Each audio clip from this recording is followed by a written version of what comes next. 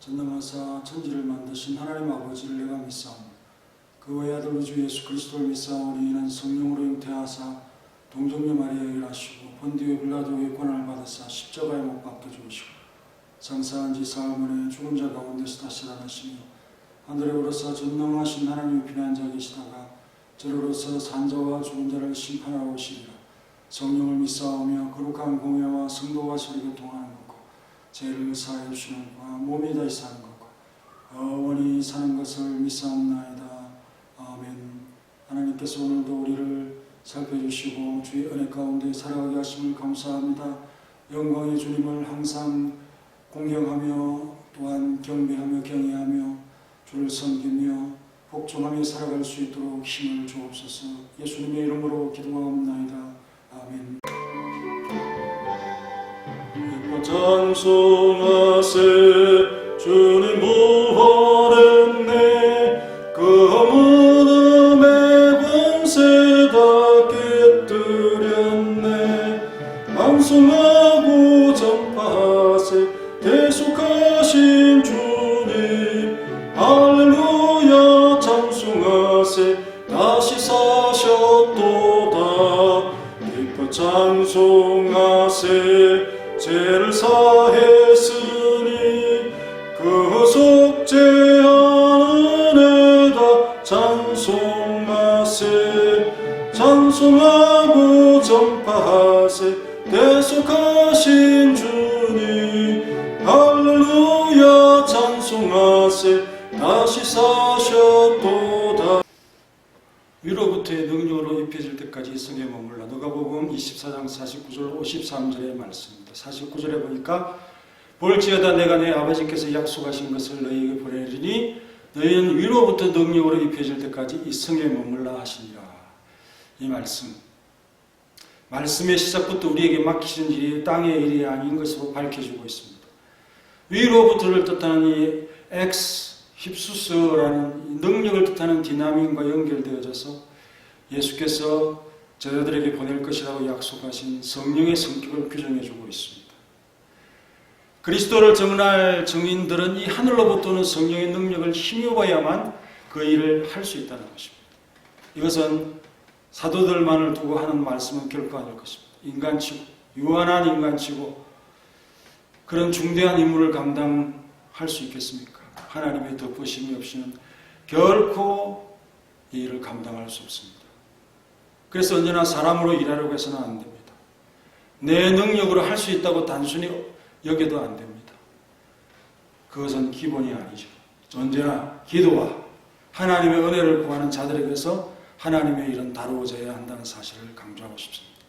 출애굽기에도 성막을 지을 때 강력한 영의 역사가 있었습니다. 사사나 왕이 등장할 때도 개인에게 기름을 부을 때 영이 임하는 것을 증거하고 있습니다.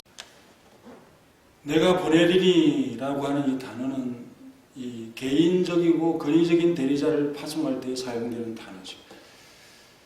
우리 예수님께서 아버지의 약속하신 성령님을 보내신다고 말씀합니다. 성령님께서 그 중대한 역할을 하신다는 거죠. 그래서 하나님의 일을 하는 자들에게 하나님의 역사를 감당케 하시는 그 일을 하게 하실 것입니다. 예수님께서 떠나시고 또 다른 보혜사로서 성령이 우리 가운데 역사하시는 것입니다. 하나님의 일에는 모든 것이 때가 있어요. 예열이 없이 준비 과정이 없이 바로 모든 것이 이루어지는 것이 아니라는 거죠. 약속을 기다리는 것. 이것은 성도에게 굉장히 어려운 일입니다. 기다린다는 것을 누가 쉽게 생각합니까? 또한 가장 중요한 일이다. 성도에게 해야 될 일이 그것 외에 더 중요한 일이 없다라고 말씀드릴 수 있는 약속을 기다리는 삶을 우리 또한 살아야 하는 것이죠. 한편 예수님은 이 같은 성령의 능력을 얻기 위해서는 예루살렘을 떠나지 말라 명하셨는데 곧 성령의 사역이 예루살렘으로부터 시작되어서 전 세계로 퍼져나갈 것을 시사해 주는 말씀입니다. 갈릴리로 가거나 또 사방으로 흩어지는 것은 이 일 이후에 각자가 성령의 인도대로 할 것입니다. 일단 예루살렘에 유대인들이 모여있고 힘은 모여야 더 커지는 것이고 하나님의 일에는 이렇게 치밀한 전략이 있는 것입니다. 그래서 약속도 하시고 미리 가르치시기도 하시고 머물라고도 하시고 한 장소를 중심으로 폭발적으로 일어나는 이 역사를 준비하고 있는 우리 하나님의 계획 안에서 우리 사랑하는 성도님들도 같이 움직이고 있다는 사실을 잊지 않기를. 예수님께서 떠나는 장면에 대한 서술은 누가에만 나옵니다. 이같이 누가는 예수님의 떠남을 누가복음의 절정과 동시에 사도행전의 시작으로 삼습니다. 다음 서술을 연속하기 위해서 마지막 마무리를 하고 있는 것처럼 보이는 거죠. 누가는 다음 서술인 사도행전의 전개와 맞물려 24장을 아주 독창적으로 마무리하고 있습니다. 41을 축약하여 보여줍니다. 그리고 마지막 장면을 축복과 경배와 찬송으로 마무리를 합니다. 예수께서 그들을 데리고 베다니의 앞까지 나가서 손을 들어 그들에게 축복하시더니라고 했습니다. 중재자로서 대지자로서 하는 제사상적인 축복이 아니라 하나님께서 직접 그들의 백성들에게 복에 관한 말씀을 하시는 장면이라는 특이한 것을 볼 수가 있습니다. 매우 뜻깊은 일이죠. 사도들을 얼마나 사랑하시는지 깊은 애정을 표현하시는 장면입니다. 그들의 연약을 뒤로하고 떠나시는 걸음이 결코 가벼워 보이진 않지만 최고의 사랑으로 아끼시는 주님의 사랑의 모습을 이 표현으로서 우리가 충분히 알 수 있게 된다는 것입니다. 51절에 축복하실 때 그들을 떠나 하늘로 올려주시니라고 했습니다. 성찬의 의미가 무엇입니까? 예수님의 지상사역의 완성과 더불어 새로운 하나님의 나라의 분기점을 걷는 중대한 사건이 아니겠습니까? 제자들의 한송을 받으며 영광 중에 본래의 자리로 올라가시는 누가는 처음으로 예수님을 예배의 대상, 경배의 대상으로 기록하고 있습니다. 그들이 그에게 경배하고 큰 기쁨으로 예루살렘에 돌아가라고 했습니다. 이것을 사용하기 위해서 지금까지 아주 절제해 오는 언어를 사용했습니다. 그리스도의 본질에 대해서 비로소 알게 된 제자들은 경배하고 조용히 몸을 숙일 수밖에 없었던 거죠.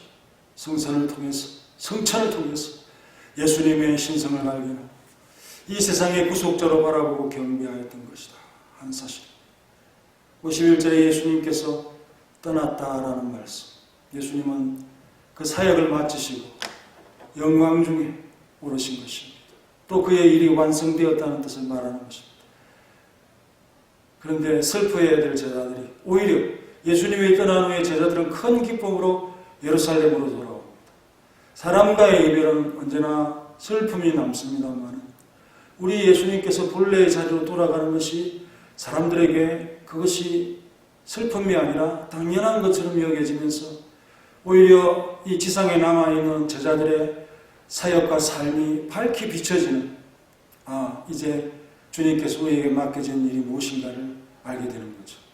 예수님의 탄생과 그의 성천이 큰 기쁨으로 시작했다가 큰 기쁨으로 마지막으로 새기면서 마치는 이 기록의 방식이 너무너무 아름답고 귀하다 하는 생각을 하면서 말씀을 읽게 되었습니다. 53절에 늘 성전에서 하나님을 찬송하니라 했습니다. 누가의 신학의 강조점이 바로 여기에서 발견이 됩니다. 반복적인 언급을 통해서 성전을 중시함을 우리가 알게 되어졌습니다. 이 복음서의 시작인 성전으로 시작해서 결론을 성전으로 맺고 있습니다. 예수님을 참 그리스도, 메시아로 확정하는 표현입니다. 이에 대한 제자들의 반응은 하나님에 대한 찬양이었습니다. 복음서 초기의 찬양과 함께 메시아 사역의 완성을 통해서 다시 한번 하나님을 영화롭게 합니다. 53절에서 제자들이 성전에 늘 있었다는 것으로 누가는 교회의 공동체적인 삶에 대한 기술을 시작하고 있는 것입니다. 성전을 중시하는 누가적인 성격이 다시 나오고 있습니다. 또 다른 복음서와 달리 누가만이 기독교 공동체의 활기찬 분위기를 전달하고 용기를 더해주고 있습니다. 찬송하니라 라고 하는 이 표현은 계속 찬양하다는 의미를 가지고 있습니다. 예수님의 마지막 선물인 성령의 충만함을 위해서 그들은 계속해서 그것을 목적으로 나아가고 있음을 보여주는 것입니다. 이들은 주님이 그리스도였다는 확신 아래 그들이 전할 복음의 내용에 대해 감사합니다. 성전에서 늘 하나님 앞에 찬양을 드리고 있음을 알 수 있게 하는 것입니다. 예수님이 계시지 않고 성천한 것을 본 교회, 도리어 큰 기쁨이 있었다. 핍박이 있는 도성을 향해서 예수님을 사형에 이르게 한 자들이 엄연히 살아있는 그곳 예루살렘을 향해서 큰 기쁨으로 돌아가고 있다는 이 사실, 그리고 그들은 아버지의 약속하신 것을 그곳에서 기다리며 다음을 준비하면서 당당히 머물고